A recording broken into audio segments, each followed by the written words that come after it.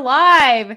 Hello, everybody, and welcome back to Wheel Talk, the podcast with a girl in a wheelchair and a guy in a wheelchair. And you'll notice that we don't have the normal guy in a wheelchair today because Fred is off doing a fun work event thing, wrap up for his seasonal work. So he's gone. And we brought in Brian Kinney again, the not the podcast host. His channel is Paralyzed Living, right? I got that right?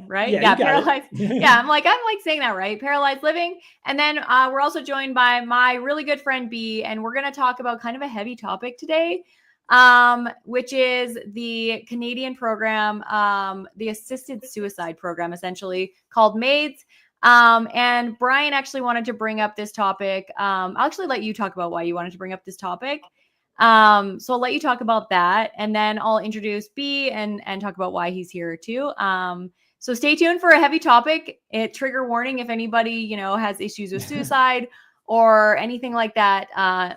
This might not be the episode for you. So yeah, go ahead, Brian. Why did you want to talk about this?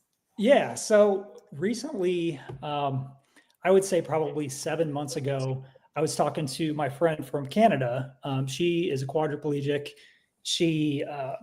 She's an incomplete quad, but she regained a lot of her upper mobility after her injury. So she was pretty sufficient as far as, getting around in a manual wheelchair. We used to talk all the time. I live in the US, she lives in Canada. So we never knew each other personally, but we had a very personal relationship. We were friends. We would follow up with each other. We would shoot the shit, and we would, we just talked about everything and anything. Anyway, last time I talked to her was the end of July of 2024. And I realized that it had been months since I had talked to her. So I tried to shoot her an instant messenger message, and it came back undeliverable. So I'm like, well, that's weird. So I replied, or actually posted something on her Facebook page. And it was just a stupid meme of like a guy skating going, "Hey girl." And I just was like, "Hey, I haven't heard from you a while. I just wanted to touch base." Her sister and her mom both reached out to me and just said, "Just wanted to give you a heads up. She's been dead for 6 months." And that basically shocked me. I was like, what happened? Because last time I talked to her, I know she was talking, she was depressed, and I know that she was not in the best space at that time. And it just kind of blindsided me, only because programs like this I didn't even know existed anywhere, because they don't exist in the United States that I know of. I think it's a valid program for people that are chronically ill and stuff like that. But I just wanted to get a little more information from actual Canadians and talk about what your thoughts are on it. Because I found it really shocking. I mean, just to say, just because I don't know anything about it. It is really shocking. And before I introduce B and why he's here, I'm going to just give a little bit more context about what the program is for anybody that's unfamiliar with this program, why it exists, and just some of the stats regarding the program. So the MAiD program stands for Medical Assistance in Dying. It's a program in Canada that's existed since 2016. And it initially started as a program to aid people who were terminally ill to end their life in a more dignified manner, essentially. The eligibility criteria has since changed. It's since changed in 2021. There are 2 tracks. So the first track is the original program, which is for people who have foreseeable death. I think they say reasonably and foreseeable, which is somebody that has a trajectory towards death. They don't have to be dying in the near future, like in the next month or 6 months, but it has to be, inevitable kind of thing. And then there is a track 2 that opened up in 2021, which is for adults who are not dying, but have suffered with who are suffering from intolerable, grievous, and irremediable. I don't know how to say that word. Irremediable. Is that it? Irremediable medical condition. Sounds right. Irremediable. Yeah, that's what it is. Irremediable, grievous and irremediable medical conditions. So in all of the years that MAiD's been around, there have been about 60,000 people that have opted to choose to die using the program. And in just 2023, there have been 15,000 people that have chosen to die using the program. So it's a lot compared to like the entirety of how many people have chosen to die in the entire program. It represents 15% of the entire population of Canada in 2022 that died, which is crazy. 15%? Oh no, 15% increase. Sorry. It was a 15% increase, and it was 4% of the population. Sorry, I read that wrong. 15% increase over 2022. 2023 had more people. And then the average age, which this kind of made me like, this was like, I was happy about this. The average age for MAiD is over 76 years old or 77 years old.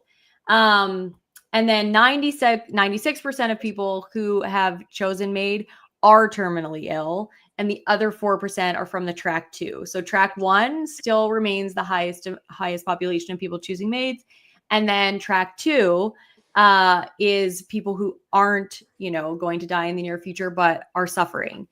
Okay, so those were just some of the statistics that I wanted to sort of read out so that people kind of understood the program. And now I'll introduce my friend B, who is going through the process of getting MAiDs. And I want him to introduce himself. He's my really good friend. I'm going to try not to get emotional during this. I really hope I'm not going to. I'll try my best. I'm sorry, B, if I do. Okay. So I'll let you introduce yourself. And you can give your little disclaimer, and then we're going to talk more about the program, sort of what our opinions are on it. I guess we'll each talk about our opinions, and then just sort of the merits of it. And people in the comments, please ask good questions, and throw up good comments and stuff, and we'll read your comments and everything, just so that we can have a really good conversation with everybody. So B, go ahead, introduce yourself. Yeah, my name's B. Brian, actually, but everybody does call me B. Yes. I've been in a wheelchair 30 years, paralyzed August 22nd, 1995. We can get into my life and whatever along this journey, but I have not only chosen MAiD, but have been approved for medical assisted suicide. For anybody that's watching this episode and knows me, and are finding this out, I apologize you're finding out that way. But on the same token, I'm not out broadcasting it. Your love and support is there. Messaging me privately, trying to do anything other than say hello, I love you, let's go for coffee, to enjoy our friendship. I will accept anything outside of that. Please understand you will be removed, and I wish you, whoever you are, nothing but the best in your future, and whatever your opinions are, you are entitled to them, but understand this is my decision and a decision only for me and not for everybody else. So thank you. Okay, so yeah, it's hard watching a friend decide to do this, and it's been a journey for sure over the last like probably 4 or 5 months. Just knowing somebody personally that's chosen to go through this. But I'm so glad that you offered to come on this, because I didn't even ask, you just offered. And I'm like so glad, because I think it's important to have a firsthand perspective so that we get a real understanding of what it looks like when somebody does choose this. Because I think for a lot of us, our first thought goes right to like, how could somebody do this when they have no foreseeable foreseeable death or terminal illness. And there's a lot of reasons. So I'm really glad that we're going to be able to talk about some of those. So I'm going to share my opinion just like at the beginning of this, which has changed drastically over the last 4 months as I've, gone through this journey with UB. My initial opinion on the track 2 specifically of MAiDs was that it was ridiculous. And I watched a lot of documentaries on it that talked about people being offered MAiDs. And if that is ever the case, which I do think it's happening in places, and there are doctors that are speaking out, that are saying in medical settings, people are being offered this as a compassionate solution to their suffering. And I think that is absolutely wrong. I don't really know how to offer the information without suggesting it. So I'm not really sure what these doctors are doing. Because I do think if somebody is in extreme pain, and you do offer, I don't think that's, not being compassionate. So I'm not really sure about that. But now seeing that there are real reasons why people might not want to live with the amount of pain that they're in every day, I kind of have a different opinion about it. And so I'm struggling, to be honest, with the merits of it and whether track 2 should exist or whether we should try our best to try and ease people's pain, but at what cost? And I think Brian B, sorry, I'll try not to call you both Brian. I think B is going to talk about that a lot, because I think that's kind of the most important thing when we talk about the compassionate choice. So that's my opinion, which is still like evolving and changing. But ultimately, I think that we should offer better services, because I don't want the program to ever be a resort, something people resort to because they can't get services or supports that allow them to live a dignified and, happy life. So yeah, that's kind of my opinion. And it's fluid. Like, I guess every situation is sort of different. So Brian, what's your take on it? I know that you initially were like, this is ridiculous. Are you talking about me? Yes. Okay. Yeah. I'm talking about the Brian, not the B. Yeah. No, I would say, okay. Bottom line, I think that anybody that's terminally ill, that is in, a ton of pain, on the verge of death, like, it's just humane to have a program like this. I feel like it's something that should exist in the United States. Like I said, I'm not certain. I heard a rumor that maybe it's Google it. Yeah, it might be legal in a certain states. I think Washington might be a state that offers it, but I don't know to what extent. I didn't do the research. I just know it's very foreign to me. I live in Ohio. The concept is very foreign. But I know that I watched, loved ones died tragic deaths. And I've watched people, go through cancer. My father-in-law went through cancer in extreme pain, and he had to suffer, he had to suffer through it all. And it's like, is that a humane thing to make somebody do that? On the flip side, I feel very strongly in this particular situation, being that it happened to, somebody that I know that wasn't terminally ill. And this was her wish. She wanted to do this for 7 years. She had applied for the program every single year for 7 years. And finally, when the new changes went into effect, is it tier 2? Is that what you said? Track 2. Track 2. Okay. Well, finally she was approved. And her sister said she was actually the first paraplegic or person with a spinal cord injury to be approved. I don't know how true that is. But she also, one thing that kind of bothered me that she mentioned is she said that they are mentioning it in rehab centers. And I'm like, holy shit. If that's true, you don't think so, B? No, I do think so, but I think that's fucking ridiculous. And that's my point. I've been approved, and I'm telling you, that's fucking ridiculous. And I'll get into the reasons why I think that's ridiculous. Yeah. It is actually being, I like obviously can't mention names or anything like that, but I know that in local rehab hospitals, there have been people that before they've even left acute care and entered the rehab hospital, they've chosen MAiDs and it's been approved fast, like before they've gotten, these were high level quadriplegics that were, over the age of 60, that were in an accident and were like, yeah, no, I'm not doing this. I'm not doing this. And they were approved and the whole thing was said and done. And they were able to go through the whole process before they even entered rehab. Right. And that's the part that scares me, You got to be careful though. Yeah. Sorry. Keep going. No. I'll give my. Or you can, no, if you have something that I'm getting wrong, then totally. No, it's not that you're getting anything wrong. First of all, sorry, I don't want to interrupt Brian. Let's let Brian finish and then I'll get into everything. Okay. Yeah. So, the only last thing I was going to say is rehab at that time, we all went through it. We all know what it's like to become, your life to completely change all of a sudden. And I sure as hell thought about suicide when I remember sitting outside my rehab hospital, watching buses drive by.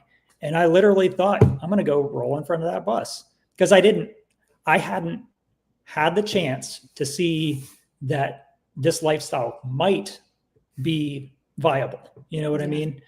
And I think offering that in the beginning is just way too soon. Brian, you had mentioned that you had your accident in 95. So it's not like this is a brand new thing. You've had plenty of time to think it through. So yeah, that was my point. All I really had to say. Okay, so sorry, Britt, anything? No. No, I just no. Go ahead. Okay, so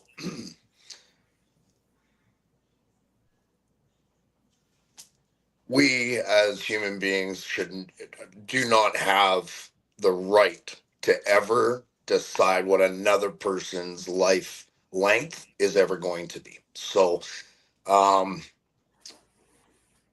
if a person isn't mentally strong enough, they feel in themselves, or whatever their reasonings are, whether right or wrong, that's not for us to decide. We don't decide other human beings' lives. We don't have that right to decide another human being's life. That being said, the offer of it in any spectrum is ridiculous to me. And to hear a doctor, a rehab say, man, you're a quadriplegic, you should probably consider medical assisted suicide, is the fucking stupidest thing I have ever heard in my life. No one, not a doctor, not a professional, if you want to use that word, nobody said, well, this is an option. This is something that I researched, I did myself, and so on and so forth. So that's my take on the whole hospital situation. I don't agree.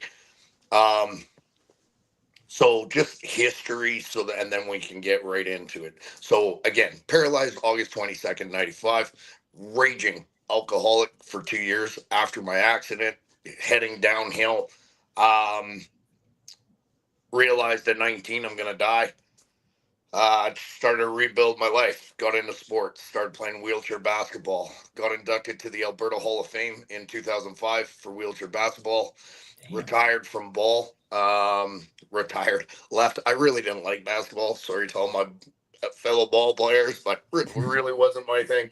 Another guy introduces me to sledge hockey. 6 months later, I play for Team Canada's development team. Played for them for a few years. And then ironically, I get a phone call asking if I would help develop a new sport for people with disabilities. And I became Canada's first disabled bobsled pilot. I hold 5 world records, 4 Canadian, ranked 3rd in the world. Those were my 3 professional sports. On top of that, water ski, downhill ski, rock climb, golf, you name it. On a professional side, I never did anything related. Well, I couldn't say that. Maybe once or twice did things that was related to disability, but my jobs were not anything a person with a disability would ever consider. So I did auto body for 7.5 years. I did worked in the oil field refurbishing wellheads and valves for a bit. But where my heart and passion laid, I became a heavy equipment operator running skid steers, residential grading for 9 years. My daily driver was a Dodge Ram crew cab long box dually truck with no lifts. It was all upper body, climbing in and out. And then for the last 3 years of my construction career, I ran excavator. So you can imagine the size of an excavator, getting in and out of those. And just so we have so in residential grading, sun's out, machines out, without being over dramatizing anything. But let's just picture a normal Monday to Friday week. 12 hours a day running heavy equipment, climbing in and out, truck, everything. Friday night, finish, load up, head out to the lake, do whatever we wanted to Friday night. Saturday, get up, hit the water ski for 2.5 hours, get off the water, quick bite to eat, jump on quads, head into the bush for 10, 12 hours, come back Sunday morning at 2 a.m, quick nap, load up the camper, get in the truck, drive back to the city, and then start the week all over again. That was my life for over 9 years. The average person, active person with a disability will transfer about anywhere between 40 to 60 times a day if you're active. My average on a day was between 90 and 120. So this was all post-injury, right? All of That it. you were, yeah. Nothing Okay. I ever. My memory of walking was scratching my nose. I literally I don't have nothing I ever accomplished was prior to the wheelchair. Just to Gotcha. put a little context, the first time not the first time I met Brian, he didn't make me transfer, but a couple times later, we were at like an event for people in wheelchairs, and there was a guy that was newly injured there, and the guy had like tip bars and like all the bells and whistles on his wheelchair, and Brian like wheels outside, bumps off a curb that's like about this big, just flies in his wheelchair, and he looks back at the guy and he's like, "You're a pussy." And he was like, because he's like, all that stuff on your wheelchair. And I was like, oh my God, who is this? Like, why is he saying that to them? And then his truck, which is like a lifted, huge truck, he's like, makes me transfer into it. I'm like, I can't get in that thing. That's like, it's so up high. And he transfers into it like 2 seconds. I'm like, I don't know how you're going to do this. And then just like 2 years ago, this is like after his shoulders are like entirely shot, he like rented a semi truck to do this like fundraiser. He got like all these basketball wheelchairs in the back by himself. And then he like gets in the semi truck. And I'm like, how are you getting up there? And he just like, and he always said to me, he's like, everything I do is with 2 arms and a heartbeat. And that's literally how he lived his life. Like he did make me transfer into the truck, by the way, but he had to lift me up into it. Like I was falling. And so then he like, helped me. But I was like, I don't know why you do this. I don't know why you do this every day, all day. But that's just, he's like on the go all the time, which always begs the question: is somebody so full of life, like how do you now choose this? Right? Okay. So now let's get into where we go. Yeah. So 2000 now in those 30 years. So I'm technically supposed to celebrate my 30 years in the wheelchair August of this year.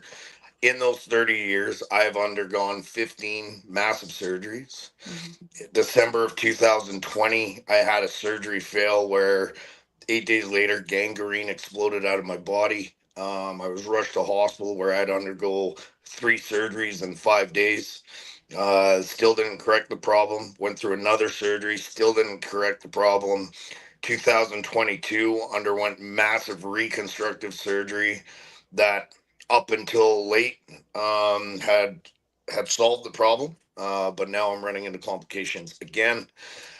During this time, in 21, I was told by the doctors, your shoulders are deteriorating rapidly. You've torn tendons. The socket is the joints are falling out. Blah blah blah blah blah. You need to stop working. You need to go on long-term disability. I did. April of last year, that insurance company said there's no reason I can't get a job as a receptionist and canceled my long-term disability. What this insurance company has no idea and understanding is that it's great, grand, and wonderful to sit in front of a desk. I still have to get there. I still have to get dressed. I still have to cook breakfast. I still have to do this. I still have to do that. So just to survive, I'm already wearing out the shoulders more. The pain level has been my average day every day is a 5.5 to 6 nonstop. September of last year, the doctors did MRIs, did absolutely everything.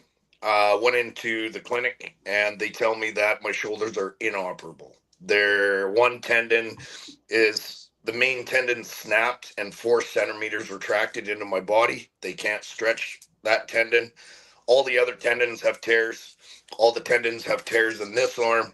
And again, both shoulders are 4 centimeters dropped out of their sockets.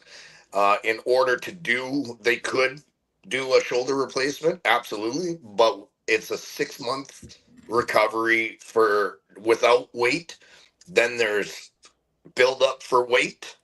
But what I'm asking of mechanical shoulders to do a transfer and just to survive, I'll probably wreck the shoulder or dislocate it in a very, very short period of time and under 6 months. The doctor literally said, I'll do the surgery for you, no problem. But all you're doing is putting money in my pocket at this point.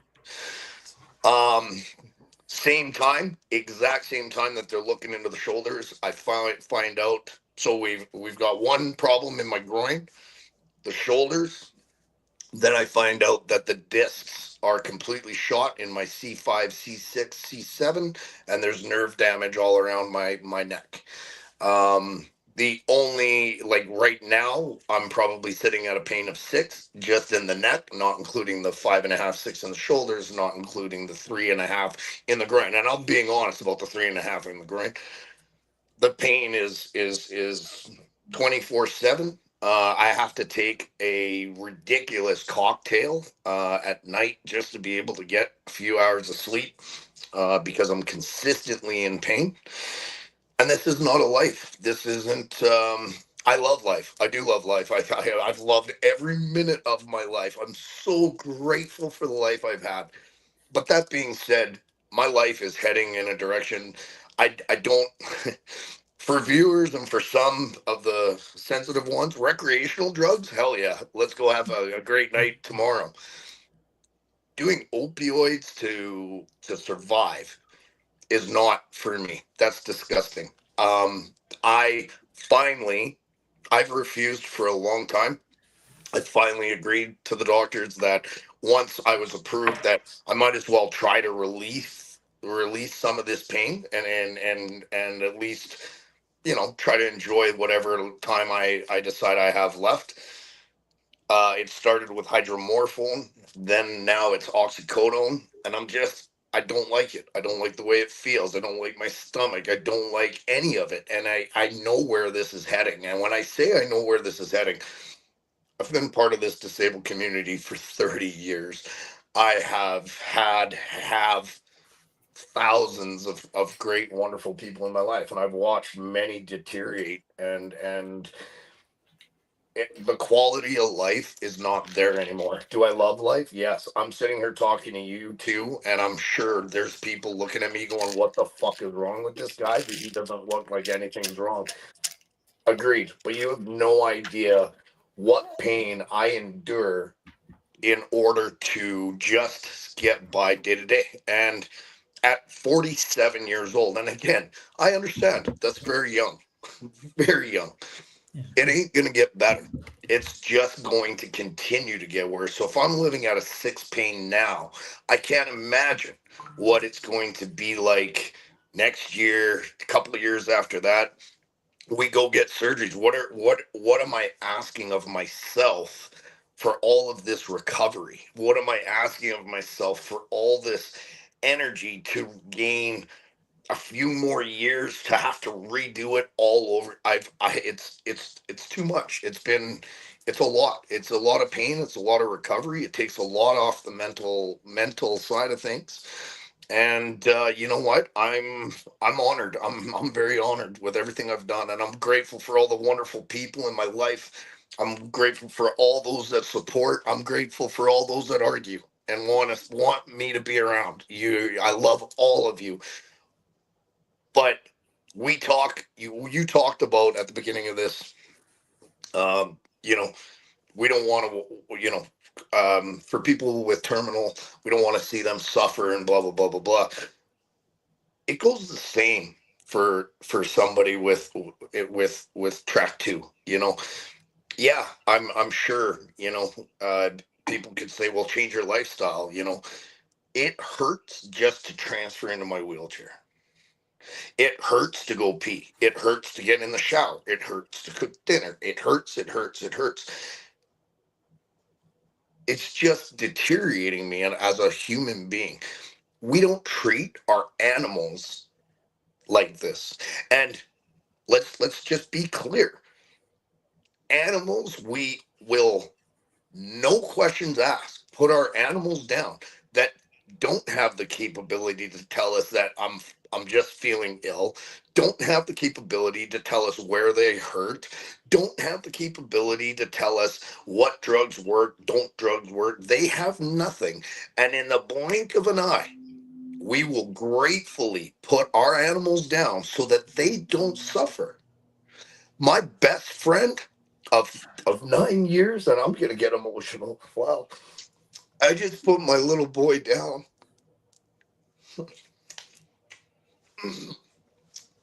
You got this, B. You're good. He was the best dog. I'm sorry. I'm going to get emotional too. This is really hard. This is harder than I thought it was going to be. Sorry. I love Sid to my soul, and he deteriorated, and I had to make a decision, and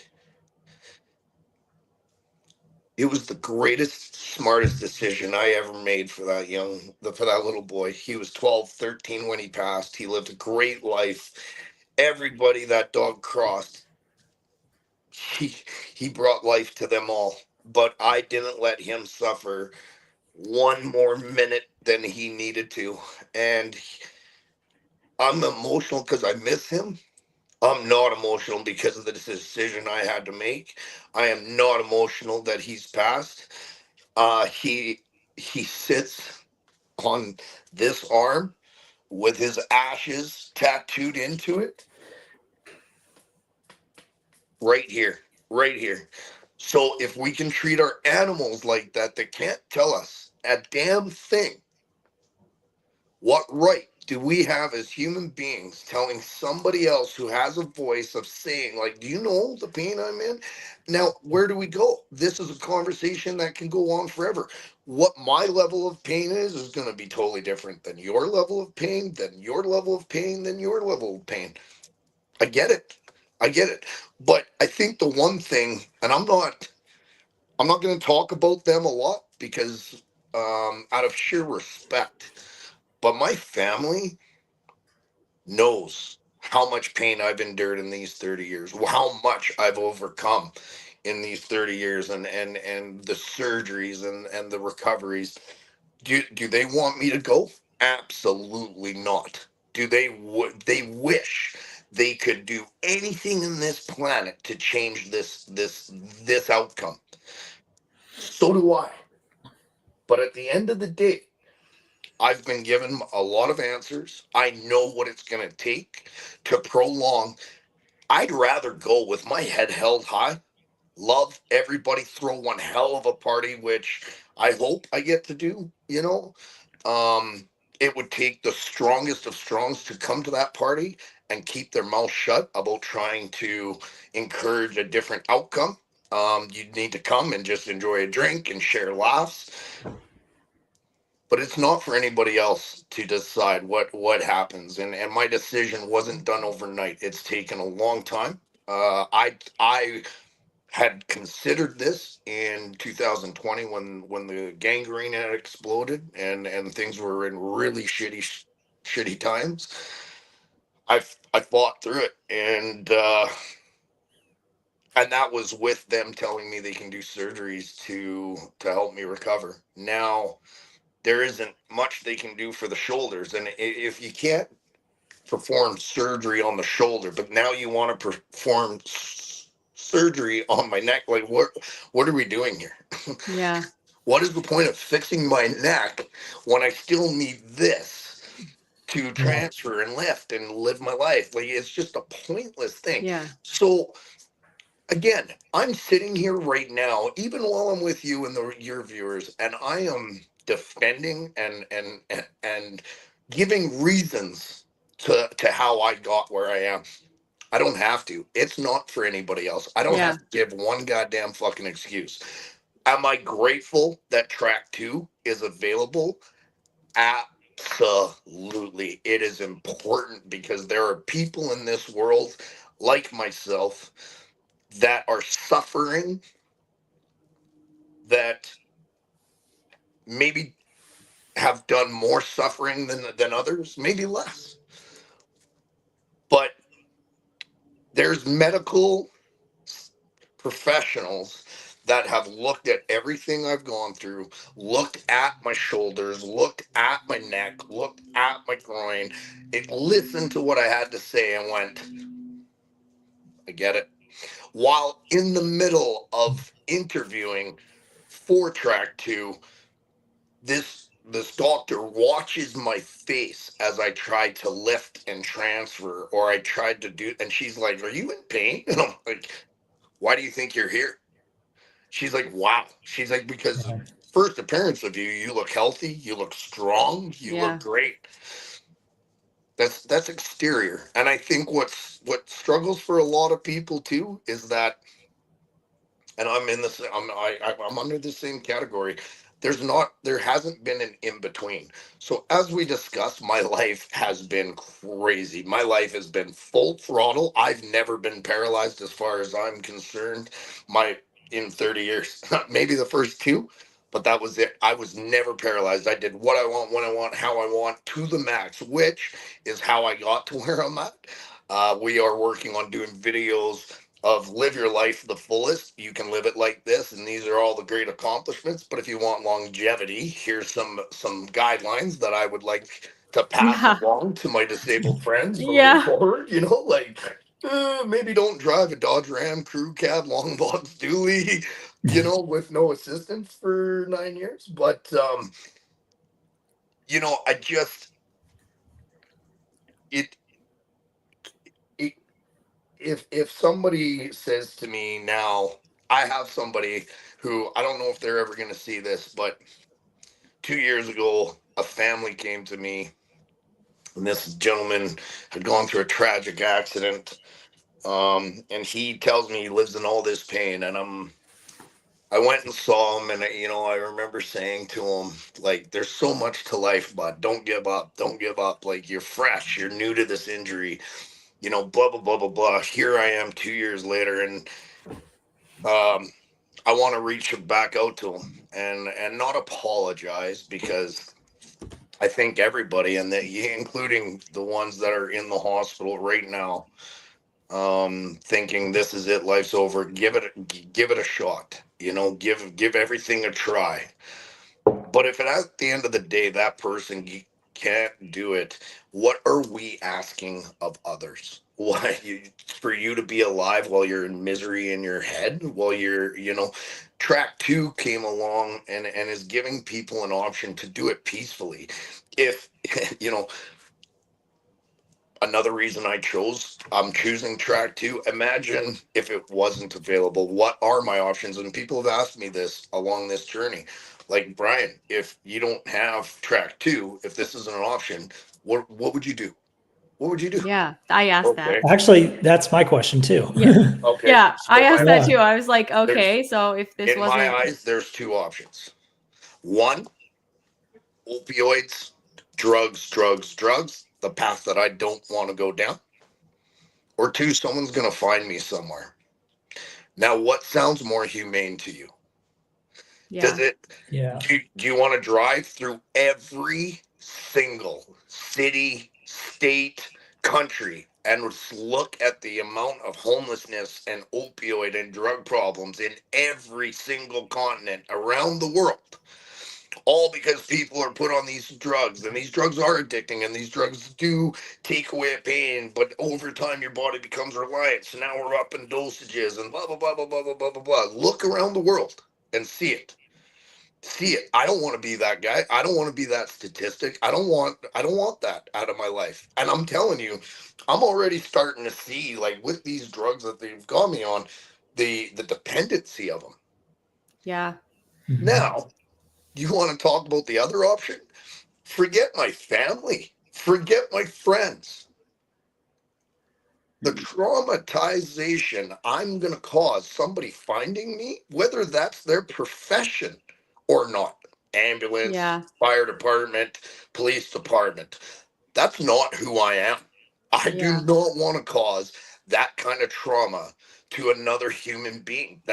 So don't you think, by telling people, listen, I love you, the best quote ever, in case I don't see you, good afternoon, good evening, and good night. Yeah. Leave it at that. Yeah. I go to bed peacefully, as we all do in life. We attend a funeral.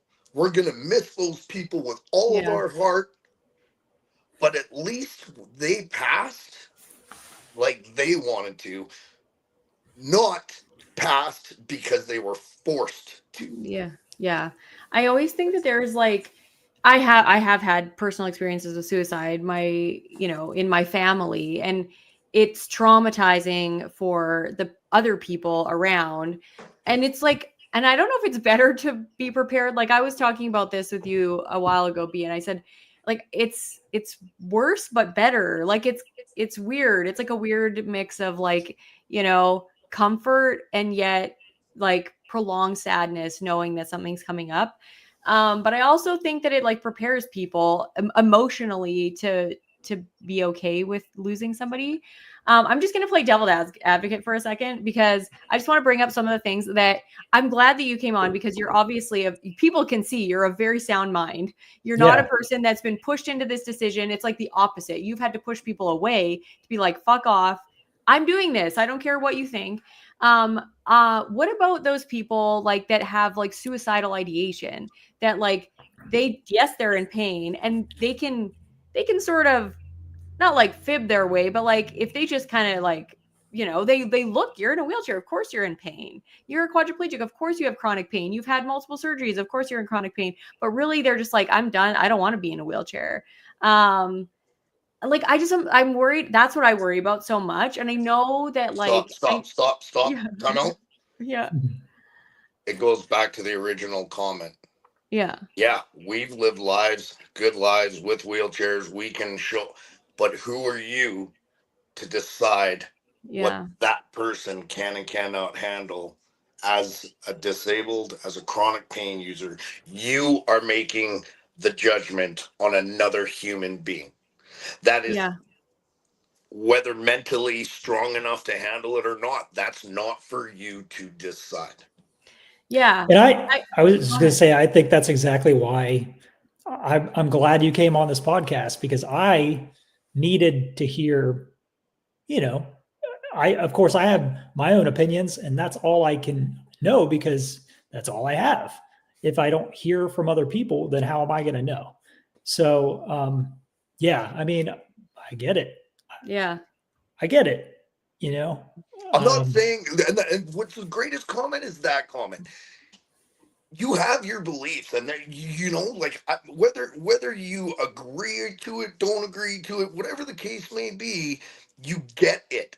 I'm not saying that you get it is right or wrong. You get it. That people need to understand what that means. It's not that you're agreeing. It's my best friend in the whole. I've known him my whole life since we were 6 weeks old. Man, let me tell you, this guy would move heaven and fucking earth if he thought for 1 second he could have me live another 5 more minutes.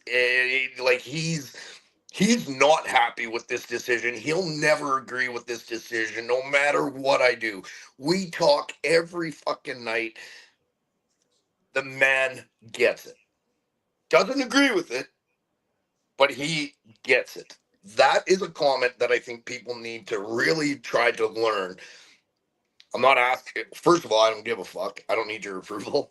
Yeah. Right. Really don't. It's not up to anybody else. But understand, and the one thing that we haven't talked about yet, I don't think people understand what I went through, going through, and about to go through, what it takes to get there. What I'm not delusional in what's coming. I understand what I'm choosing, but to get to that decision, to make that decision, every fucking day I open my eyes, every minute of my life right now, it's in my head. Am I making this right decision? Maybe I've got a little bit more. Now, originally when we had done this, I had a date planned. This was the date. This is when I was going, blah, blah, blah, blah, blah. And I unfortunately voiced what that date was going to be. Worst thing I ever did. Because now everybody's trying to force good times in a timeline and do this and do that. Yeah. There is no more timeline. My family doesn't have a timeline. No one in this world has a timeline, and no one will get one. It's 6 days prior to passing. I have to call and obviously arrange, I'm coming in, blah, blah, blah, blah, blah. I will tell my family, we will make the phone call together, whatever day that is, and go from there. Is it possible this might not happen for another year? Yeah. It could. It could. I have a question. Sorry. Yeah. Go ahead. No, I mean, I think what I want to know at this point is just how the process works a little Yeah. bit better. So my questions to you are, yes, do you schedule it? Is it in clinic or is it at home? Is it a choice that you have?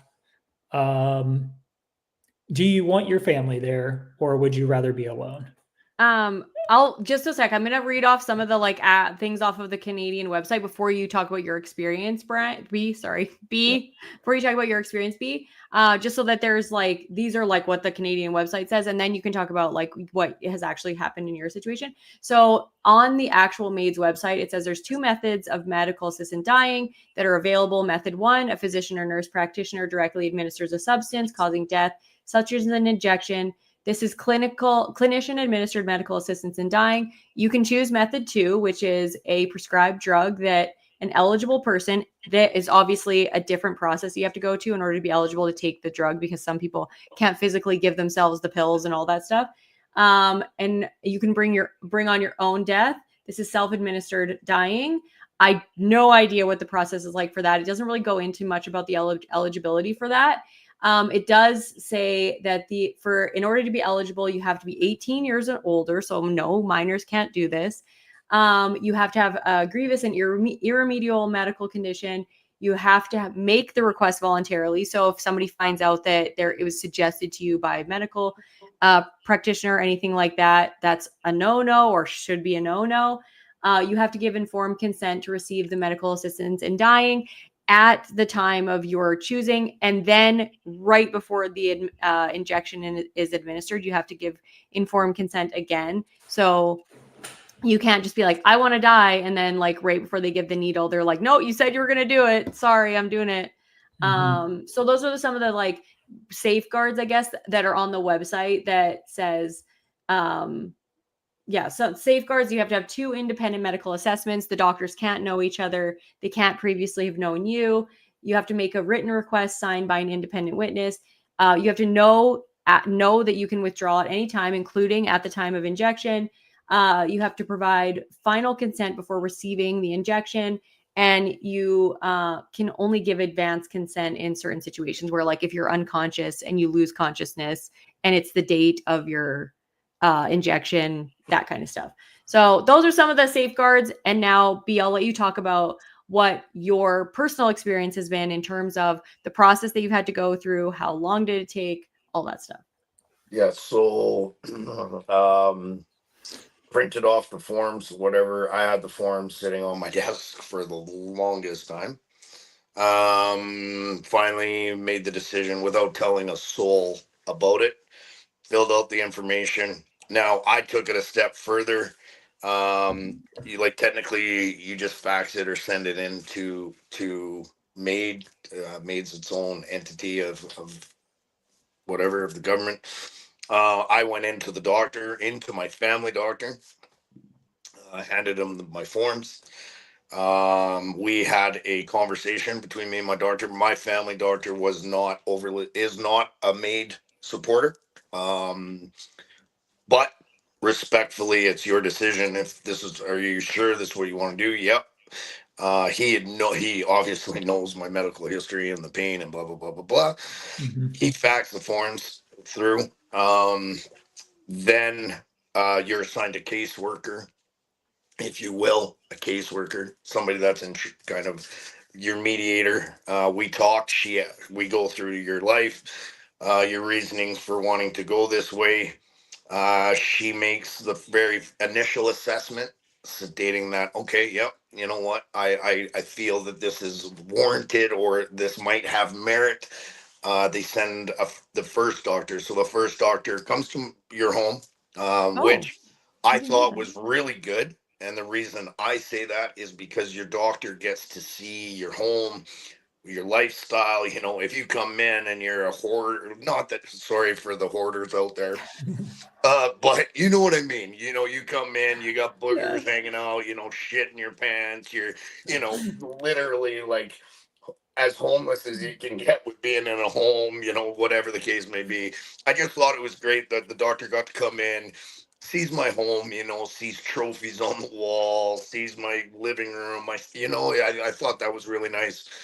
The doctor, again, prior to coming to me, the doctor has already gone through all my medical information, already knew about my shoulders, my neck, everything. We sat down, we went through the conversation. He asks questions like, okay, well, pain clinic, have we done this? Yes, we have. Here's what the pain clinic has done. Here's what the pain clinic has offered. Here's my reasonings why I'm not traveling that way. We discussed um, um, lifestyle changes. We discussed everything. Every conversation we had was a question given to me where I had to answer that question, not trying to prove to him or dupe him, but it was a question worded that I had to give him a truthful answer that that doctor is now going to make a medical professional decision as to, okay, I've heard you and I understand. The one thing I thought was really great, I'm not religious in any way, shape, or form. Um, the doctor asked a little bit. I asked the doctor. I literally looked him in his eyes and I'm like, listen, bud, like I have my own beliefs, but I'm not a religious man. And I said, are you religious in any way, shape, or form? This doctor is a Christian family that goes to church every Sunday, so on and so forth. And it was almost comforting to know that a godly man, was a part of this journey. And his reasons for this journey is, as a 30-year ER doctor, he said, in the middle of saving a person's life, that's what their job is. He's in the middle of saving a person's life and he's like, oh my god, this person's going to have a horrific, like, this is not going to be good for the future. But saves the person's life. And then sure enough, that same person is saying, like, why did you ever let me live? And then suicide happens, so it was a path that he was like, well, maybe as a professional, I can give, like, well, you can go a little further. So I kind of, it was like he would push for better if he thought that better was going to do something along the way. If that makes any goddamn sense. I don't mean to speak out of turn. Anyways, No, you're good. No, it makes total sense. yeah. I feel like I just have a question. Do you feel like having the option allows you to push further every day because you know that if it's too much, you do have that option? Like, do you think it's almost Absolutely. saving your life? Absolutely. Like just when you said that, when you were like, there's no timeline now, like it's like a comforting, It is. like, It is. alternative. Like, It is. I don't have to, get a shotgun or take pills or, I don't have to do something crazy and traumatize my family. But I know, like, if this is a safe, viable option, maybe I can handle a little bit more. It Do you know is. what I mean? It is. It has. I'm actually living, now that I've gone through all the bullshit I've had to, just with the very select few up until now that knew my plans. It's been very hard on me and my family. It's been hard in many ways, shapes, or form. I've now learned how I'm dealing with that. But I am living, honestly, one of the greatest times of my life right now. I got to finish coaching my hockey team. We just got back from Western Finals. It was a moment. My parents, probably going to be the last time I ever see my parents in the stands. Oh, like in a sporting event. Yeah, Aw. that my family has watched me thrive. My parents have watched me on a bobsled track, on a hockey arena, all around the world, and to look up this weekend Dude, you're was killing me. great. Was great. It was a great moment, and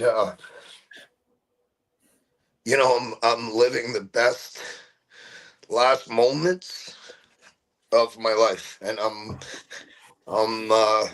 it is what it is, you know. Not having a date. You're right. I'm living a little. I think I am living a little further, a little longer than probably originally planned. Just because there are some little things I would like to finish and do. Whereas, but the pain is still here, and I'm still dealing with it. It's still very traumatizing. There's ungratefully, I have the best fucking people in my life. My job, I can literally not come to work for a month, which I didn't last month. I wasn't here for a whole month because of the amount of pain I was in, and I picked up right where I left off. So anyway, so that was the process. I missed one thing. Go Okay, back go. to filling out the forms. You read it. You have to have somebody, a witness, sign. Imagine what that took. I Yeah. had to find somebody in my life outside of my immediate family that was willing to sign that paper. And You can't have your immediate family? no, Oh. So it can't be like, see, that is actually a pretty good safeguard. Like you have to find somebody. If you can't witness it, they won't approve the paperwork, right? that's right. That's right. Oh. So obviously I would never share who the fuck that person is. No, no, no, Um, no, but no. But but I'm just saying imagine that's but imagine that I had to sit in front of somebody who I trusted, cared for, and that cared for me in the same fashion to be able to sign that documentation. I just So want to put this comment up here because I think it's really important. Um, that choosing this path doesn't necessarily have anything to do with being a paraplegic. And I think absolutely, that that is so important because, like, I think a absolutely. lot of Right. what we're struggling with as people with disabilities is we are attaching pain or like that kind of thing that somebody can't handle anymore, like pain and suffering with the disability itself. And sometimes it has nothing to do with it. Like you say, yes, obviously it created what's happening with your shoulders, but Right. being a paraplegic, being in a wheelchair isn't the reason that you want to die. You That's know what right. I mean? It Like has it's nothing to do with it. Nothing. no, No, no. And I no. think that like if we could just like touch on that for a sec, because like yeah, that's the hardest part for me is that I just don't ever want anybody to for that to be the reason that they want to die. But if there are Right. other reasons like suffering, pain and suffering, then it's understandable because like you say, how is it any different than somebody dying of cancer? Well, rewind the clocks. Start again, August 22nd, 95. I would do it all the exact same fucking way. Do you think you would? I was gonna ask you Absolutely, that. That was my question. fucking Is like if you could live absolutely. it all again, would you preserve your Absolutely. Wouldn't shoulders? change a goddamn thing. I traveled the world. I represented my country. I, for some sensitive viewers, I apologize. I have had some magnificent women throughout my years. Oh my Um, god. I I've don't want to had the know. best of friends. I've had the worst of friends. I've had this life. This chair brought me the world, and I'm grateful for my disability. I'm grateful for the 30 years it brought me and everything that came with it. And if I could fucking do it all over again, I would. I'd still run heavy equipment. I'd still fucking climb up. The only things is I'm not a man for longevity. I'm a man who lives today. And Yeah. that is my choice, my decision, and not for anybody else. If I were to be a man of longevity, I would leave with these three keys. And I hope people are listening to this because we've talked deep about the dying side. We haven't talked once about, okay, well, how would you have done it differently? Yeah, that's what was my question. Yeah. So here you go. Here's how I would do it differently. First of all, for anybody with a disability that has the capability of driving a vehicle, forget about it.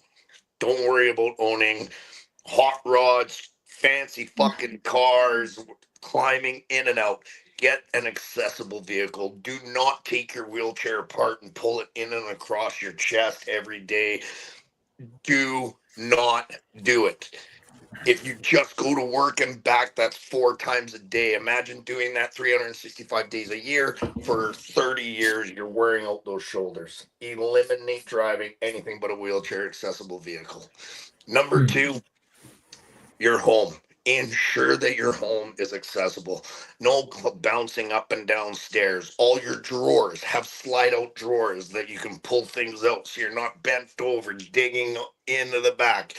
Cupboards up top have pull downs where you can just grab the bottom of it and pull it down so you're not sitting there trying to jump on counters and do this and do that. Make sure your home is accessible. Have the proper grab bars where you need to do all that. And thirdly, lastly, make sure wherever you live, you know all your government fundings, all your grants, everything. Learn about what our options are available to you and look into it. And what's grateful is in 2025, the equipment that is now coming out that's available for people with disabilities, you can live a long, healthy life with the proper equipment. And Freedom Tracks, I'm throwing a shout out to that company. Everybody with a paraplegic, look into it. It's called Freedom Tracks. Game changer, absolute game changer for getting over top of snow, sand. It's a 80 pounds. You wheel on top of it, click your chair in. It's amazing. Please look into it. But again, we talk now. An argument that's going to go on many years after me.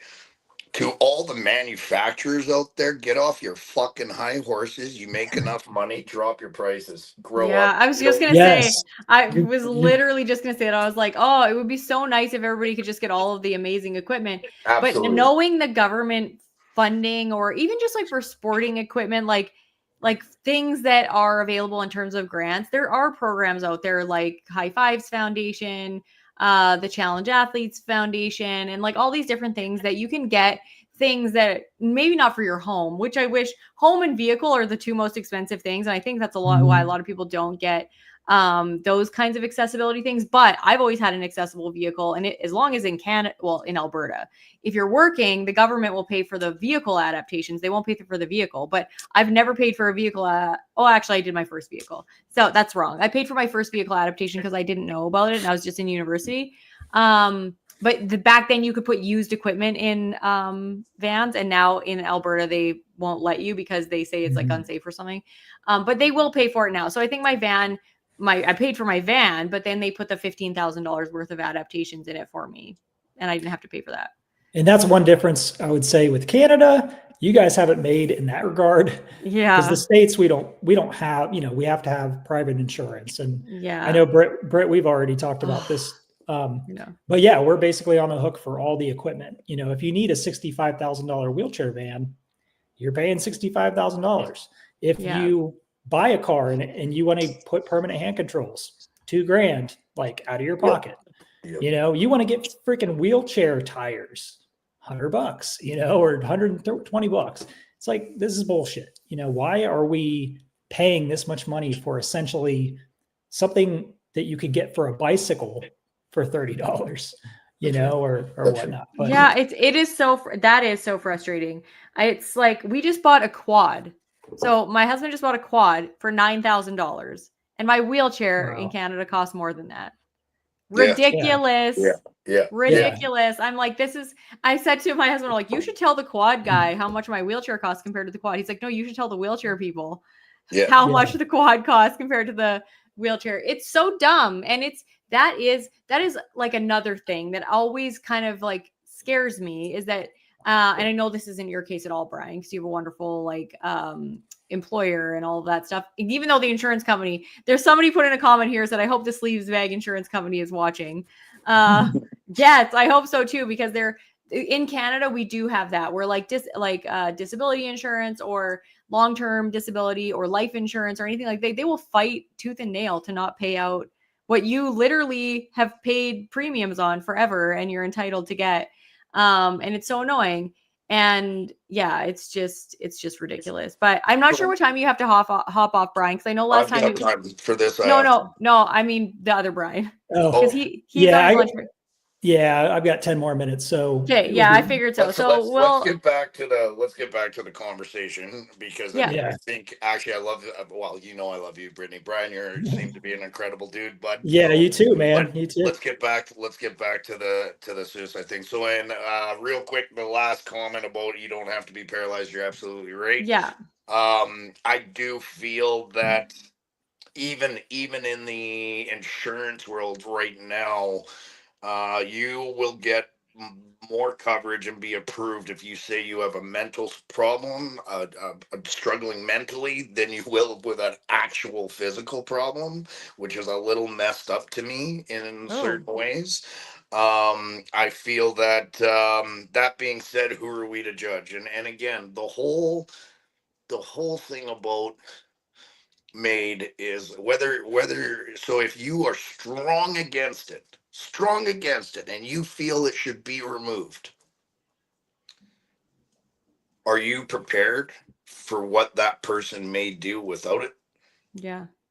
Are you prepared to walk into that person's home? Mm. Are you prepared to find them in the bottom of a river? Are you prepared for any of it? You're going to walk outside and put your animal down because you think it's suffering, and you're justified. But you will not allow somebody who's suffering Yeah. to choose the same option, who can physically tell you they're suffering, who can literally tell you that they can't go further anymore. You're going to tell them to live longer. What are you prepared? What are you prepared to do without Yeah. it? I definitely think I'm glad that you came on, because I Me know that it's too. very good to offer, and it's literally changed my perspective on the ability of somebody to choose whatever they want to choose. I do think we have a lot of work to do in society, just in terms of how people feel about disability, how they feel about their suffering, how they feel about maybe the burden that they are creating, and all of that stuff.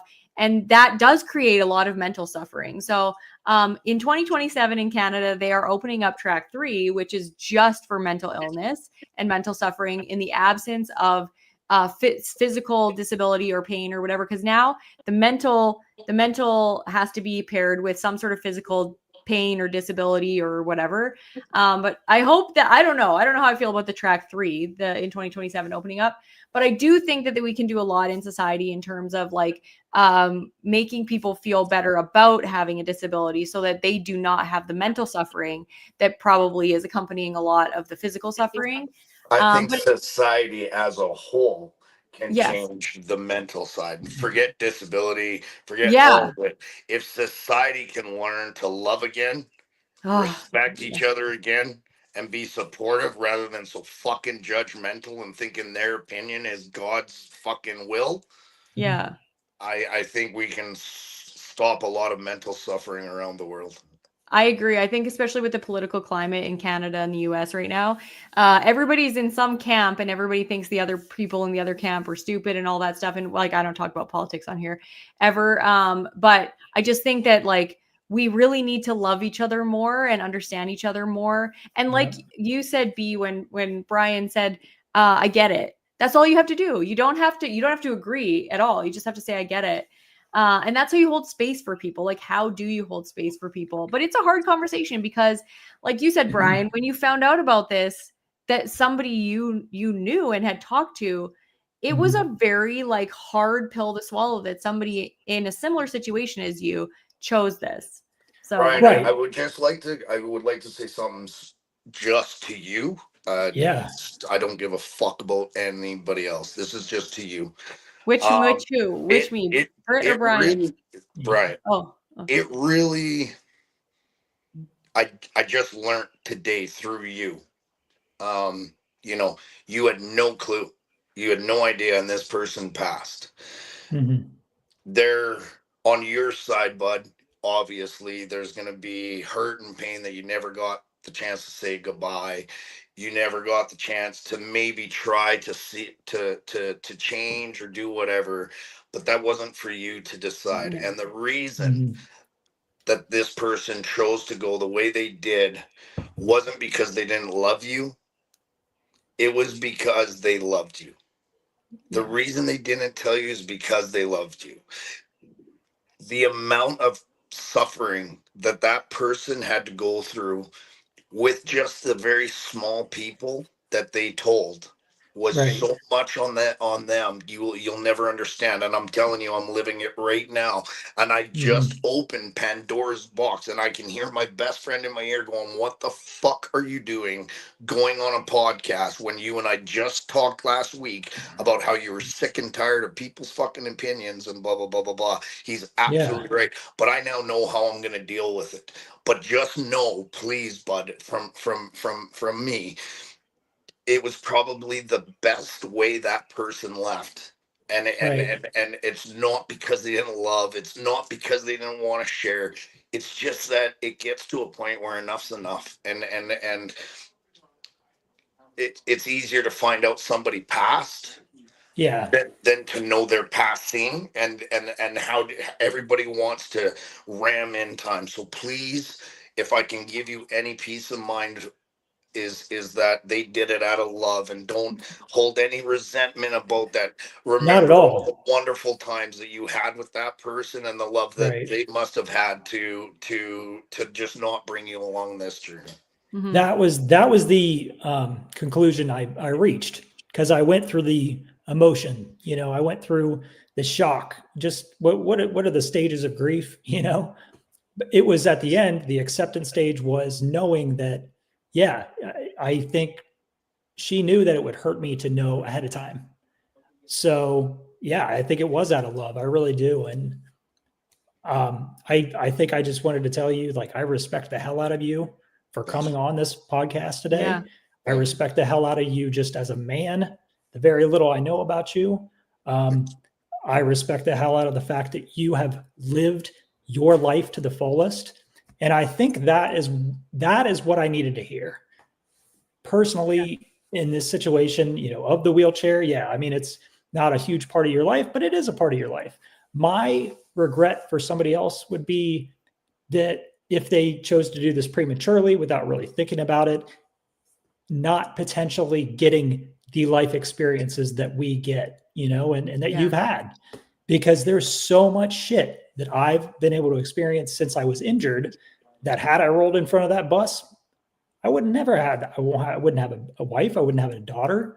I wouldn't have, just my relationships that I've developed with people in freaking Canada and France and Italy, and all of that has improved my life, but at the same time, I don't live in pain every day.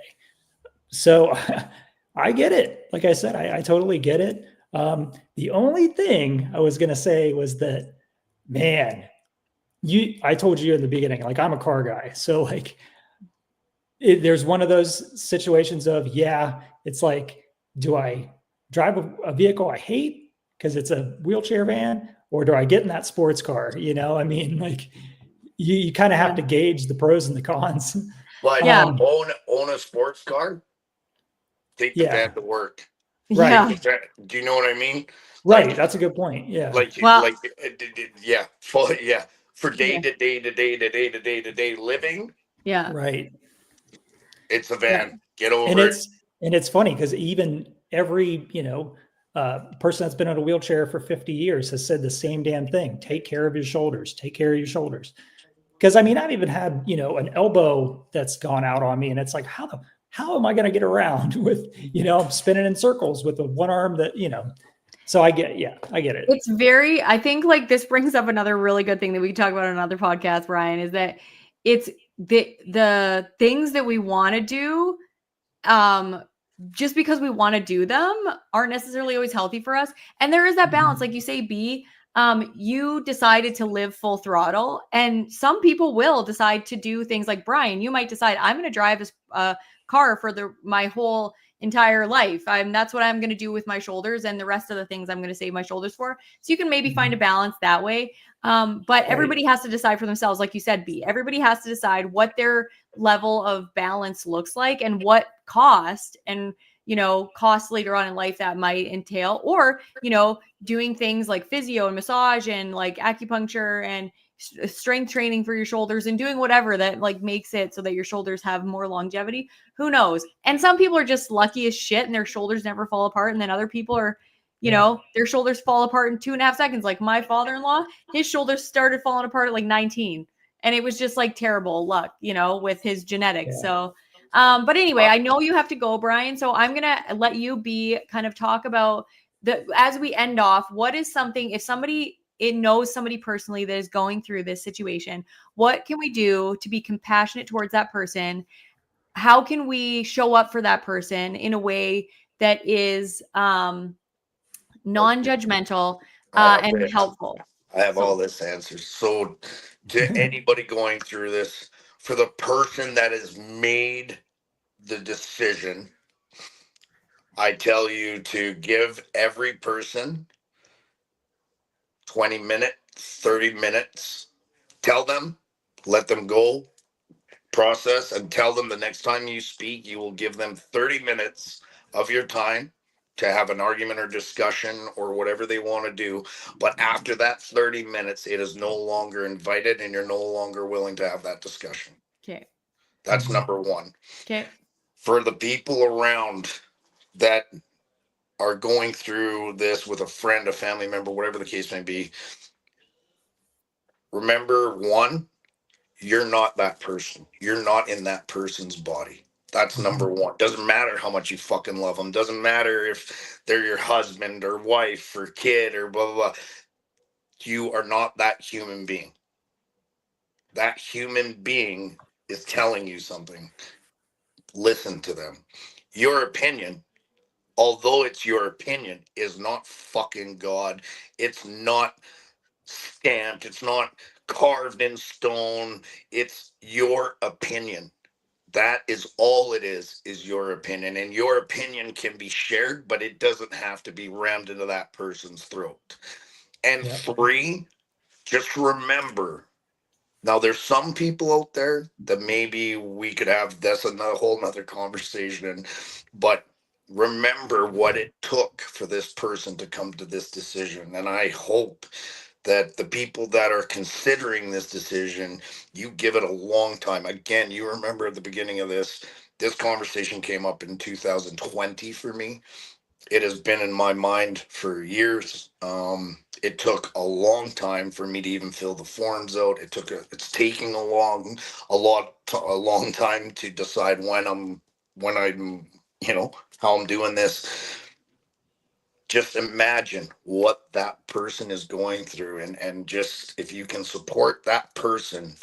I'm not asking people I'm not asking people to say yes 100. I'm asking people to get it. And if you can get it, that's all. Leave it at that. And just invite them out for a coffee and reminisce about all the fun times. Don't talk about it today and tomorrow. Awesome. That's awesome, man. Thank you so much. Thank you. Thank you so much for coming on the podcast. Thank you so much, Brian, for bringing up this topic, because I know it's a hard one, but a very necessary one. Thank you for co-hosting with me today. It's always fun. Problem. You're like the OG. He's been on YouTube forever. I'm talking about the other Brian. Brian has been on YouTube forever. I used to watch his channel all the time. So getting to be able to do stuff like this with him has been awesome. And he's now our fill-in co-host. So thank you both for being here. And I'll see you when I see you guys, I guess. You'll be on again, Brian, and I'll see you soon, B. So see ya, everybody. We'll see you next time, guys. Sounds good. Thank you. See you guys. Bye.